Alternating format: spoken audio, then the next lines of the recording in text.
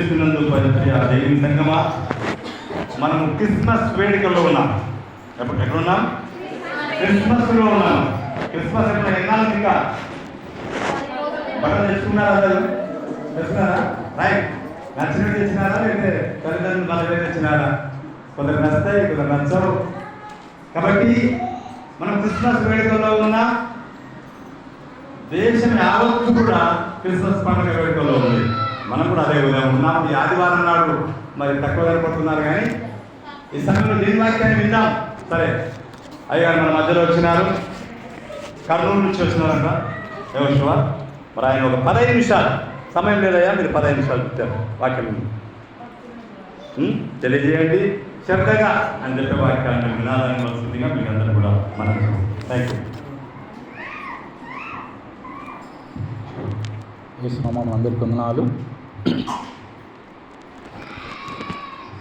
మరి ఒక 2 సెకండ్లు ప్రార్థించుకున్న వాక్యంలోకి వెళ్దాం. అందరు తల్లోంచి కళ్ళు మూసుకోవాలి.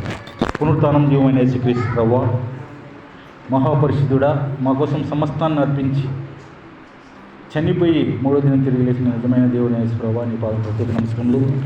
మునుగాల ఇటికల మండలం, ఈ యొక్క గద్వాల డిస్టిక్, తెలంగాణలో వాక్యం ప్రకటిస్తుండగా నీ ఆత్మరు వాక్యం ప్రకటించండి. ఇక్కడ వింటున్న వారికి, మైకులో వింటున్న వారికి అందరికీ మారు మనసు రక్షణ కలుగ చేసి నిజమైన దేవుడు యేసుక్రీస్తు ఒకడని తెలుసుకొని నీ నీతి మార్గంలో అడుగునే సహాయం చేసి ఉన్నామని యేసునామమున వాటిని పొంది ఉన్నామని విశ్వసించి నమ్మినాం తండ్రి. ఆమేన్, ఆమేన్. మత్తయి సువార్త 22వ అధ్యాయము మొదటి వచనం చదవండి. ఎవరైనా చదవచ్చు. మత్తయి సువార్త 22వ అధ్యాయము మొదటి వచనం తొందరగా. యేసు వారికి ఉత్తరమిచ్చుచు తిరిగి ఉపమాన రీతిగా ఇట్లా, నేను పరలోక రాజ్యము తన కుమారుని పెళ్లి విందు చేసిన ఒక రాజ్యమును చాలండి పోలి ఉన్నది. చూడండి, ఇక్కడ విందు అని చెప్పడం లే, పెళ్లి అని చెప్పడం లేదండి, విందు అంటున్నాడు. ఇక్కడ ఏమంటున్నారు? యేసు ప్రభు వారు మత్తయి సువార్త 22 మొదటి వచనంలో యేసు వారికి ఉత్తరం ఇచ్చను. ఉపమాన రీతిగా చెప్తున్నారంటే జరిగే విధంగా అన్నమాట. ఏమని చెప్తున్నారంటే పరలోక రాజ్యము తన కుమారుని పెళ్లి విందు చేసినట్లు ఉంది. ఏమనుంది? పెళ్ళి ఉందా?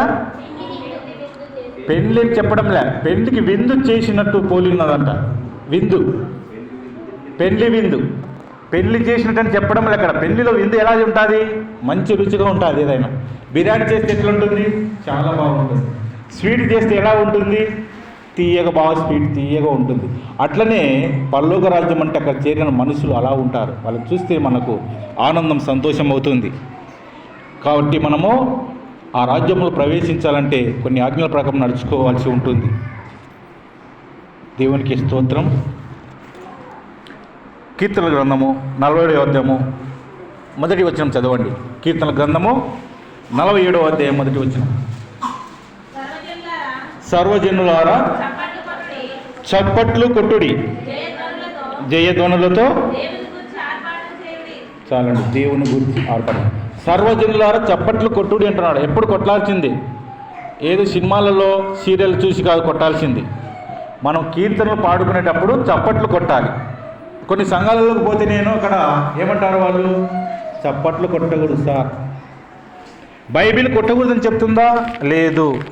మరి ఇంకొక చోట చూసినట్లయితే హల్లెలూయా చెప్పకూడదు అంటారు. హల్లెలూయా చెప్పకూడదని బైబిల్ లేదు, ఉంది. ఇంకా హల్లెలూయా అంటే దాని అర్థం స్తోత్రం అనే, దేవుని స్తోత్రం, స్తుతించడం అని కూడా కొందరంటారు. కాబట్టి మా అమ్మ వైఎస్ ప్రకాష్ రెడ్డి చర్చికి పోతుంది. అది పెద్ద చర్చి, నంద్యాలనే బాగా పేరున్నది. ఆయన మన 2 రాష్ట్రాల్లో మందిరాలు కూడా కట్టించాడు. ఆమె ఒకరోజు చనిపోయే స్థితిలో ఉంది. మా సొంత అమ్మగారి హల్లెలూయా చెప్పారు వాళ్ళ చర్చిలో. అప్పుడు ఏమనిందంటే హల్లెలూయా హల్లెలూయా అనిందట. అనింటే ఆమెను మరణం లాక్కొని గుంజుకొని పోతుందట. ఎక్కడికి? శ్మశానంలో గుంతలి అంటారు కదా, చనిపోయిన వాళ్ళు లేరు. అప్పుడు ఏమనింది ఆమె? హల్లెలూయా హల్లెలూయా అంటే ఆ మరణం చేతిని వదిలేసిందంట. హల్లెలూయా చెప్పండి అమ్మ, హల్లెలూయా. ఆ హల్లెలూయా ఎంత శక్తి బలం అనేది వాళ్ళకి చూపిస్తున్నాడు దేవుడు. ఎవరు చూపిస్తున్నాడు? హల్లెలూయా అని చెప్పని వాళ్ళకే హల్లెలూయాలో చాలా శక్తి బలం ఉందండి. అందుకని కీర్తన గ్రంథంలో చప్పట్లు కొట్టాలి. మనం ఏం చేయాలి అమ్మ? ఒకసారి చదవండి మళ్ళీ. సర్వజనులారంటే భూమి మీద ఎంతమంది ఉన్నారో అందరికి చెప్తున్నారు, ఒకరికి కాదు. సర్వజనులారా చప్పట్లు కొట్టుడి, జయధ్వని అంటే శబ్దాలు అక్కడ చేస్తున్నారు కదా, అవి కావచ్చు. జయధ్వనులతో దేవుని గూర్చి